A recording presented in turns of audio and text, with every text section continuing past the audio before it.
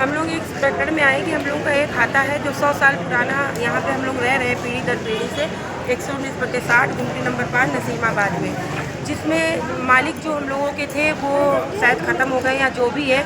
हमारे जितने भी 99 वहाँ पे घर हैं, सारे घर पक्की रसीद कटवाते हैं किराएदारी की, किराया जमा करते हैं। कुछ लोग कोर्ट में किराया जमा करते हैं। अचानक से एक भूमाफिया बिल्डर है जो पूरी गुमटी में उनका यही काम है कि जो पुराने हाथे हैं उनको औने पौने रेट में खरीद के गरीबों को बेघर करने का काम वो कर रहे हैं।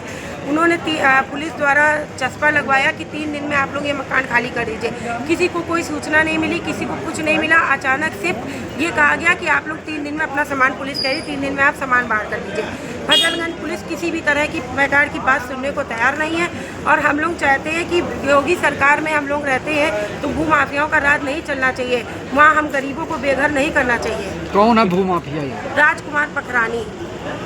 हमने डीएम साहब को हम लोगों को नहीं मालूम वो कौन है। नोटिस में जो हम लोगों ने नाम पढ़ा है वो मालूम। आज आप लोग डीएम साहब के ऑफिस में क्या आश्वासन मिला? डीएम साहब के ऑफिस हम लोग इसलिए आए हैं कि हम लोग आज 3 दिन से एसडीएम आपूर्ति साहब के यहाँ दौड़ रहे थे, लेकिन वो हम लोग से मिलने को तैयार नहीं है, ना ही हम लोग से बात कर रहे हैं। चूँकि इस पे आदेश हम लोगों ने, जहाँ तक हम लोगों ने नोटिस में पढ़ा है, एसडीएम आपूर्ति साहब ने आदेश किया खाली करने का।